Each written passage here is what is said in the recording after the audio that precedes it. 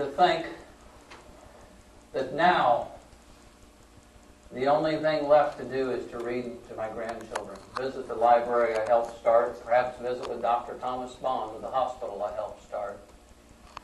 We helped start a school, I think you perhaps know it as the University of Pennsylvania.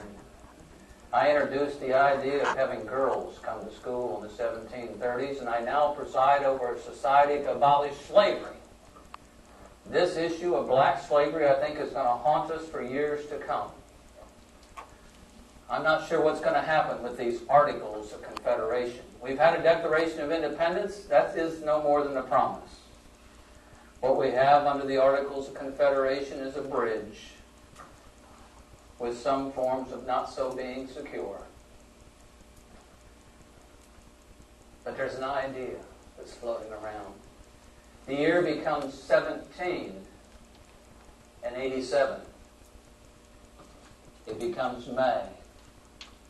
And the word is the colonies are going to send a delegation. You see, the Articles of Confederation allow no provision for amendment. There's 39 men that come. We return to the Pennsylvania House. No longer the Pennsylvania House, and no longer colonies coming, but now delegates from various states of the United States of America comes to Fifth and Chestnut to a place known as Independence Hall. And that summer, we started in May. And thankfully we had Virginia came with their Constitution. George Mason, Randolph. Why, the delegates, little Jimmy Madison, said that if men were angels, we need no government. Alexander Hamilton said our government should be large and centralized. But nonetheless, that summer, we did develop a U.S. Constitution. It was September 17th of 1787 that we signed that Constitution. And all summer long, the debates, they were many. What about the indigenous people, the natives of the land? What will happen to them? Will there be a place? We've already violated many treaties we had with the Delaware. But you see, this new land, what about trade and commerce? Can we come together for common defense, promote the general welfare, and have a means of common trade? I would hope so. You see, Patrick Henry didn't even show up because he smelled a rat.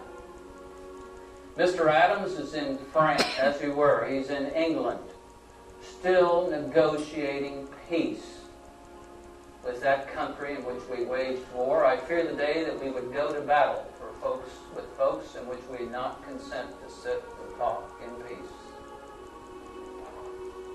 Mr. Jefferson now has my job in France.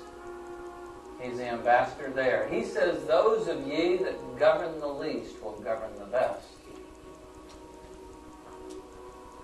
This whole idea of a U.S. Constitution.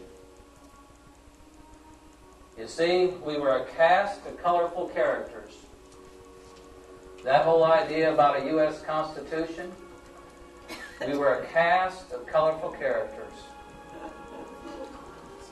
that made up that Constitution. I fear the day that that Constitution will be laid on the shelf and not used for a while and have the color fade away. Because if that is done, that you don't maintain your Constitution, I would fear there might be a day that somebody would pull the Constitution off the shelf and it may look like this. The idea, could it be that that same document, created by a cast of colorful characters, yes, a host of very colorful characters, would allow something to Well, it wasn't the characters that allowed it. It was the people of the republic, perhaps. I don't know what's going to happen with this new republic. It is yours if you can keep it. I'm a man of science. The idea of schools and libraries and hospitals are at the forefront of my mind.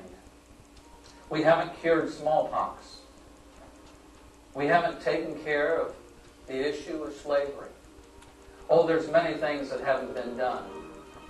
But nonetheless, you now have a U.S. Constitution, and it is yours. And it's yours. It belongs to ye, if in fact ye can keep it.